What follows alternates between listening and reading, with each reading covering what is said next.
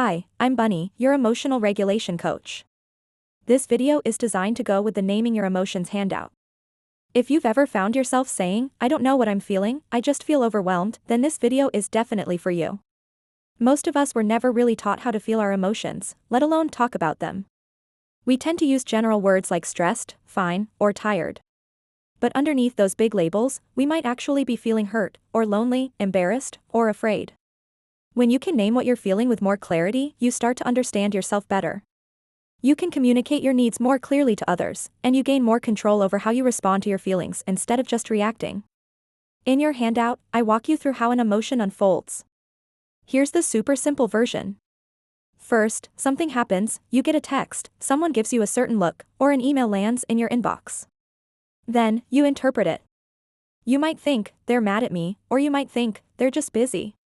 Your body reacts to that thought, your heart might start racing, your chest could feel tight, or you might feel a heavy sensation. Next, you feel an urge to do something, to yell, to shut down, or to avoid the situation. Finally, you act on that urge and then have to deal with the after effects. Seeing this chain helps you notice where you have choices, so you don't feel hijacked by your emotions. In your booklet, you'll find a feelings wheel and some lists of emotion words. I want you to use these like a menu, not like a test. Start with a big category. Are you feeling sad, angry, afraid, happy, or ashamed? Then, look for a more specific word on the list that fits your experience best. And remember, you can circle more than one emotion. Humans rarely feel just one thing at a time, it's usually a mix. The last page of your handout is a practice sheet. Here's how to use it.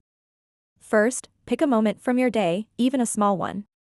Next, write down the event, just the facts of what happened, not your opinion about it.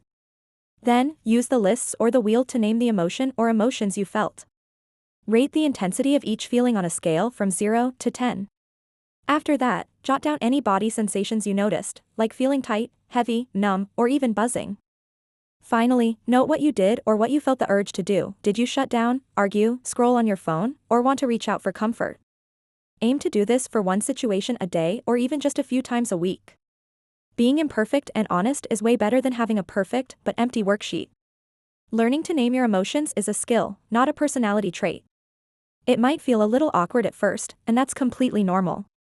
Use the booklet, use the worksheet, and bring what you notice to the surface where you can learn. That's where you can start turning this new awareness into real, lasting change.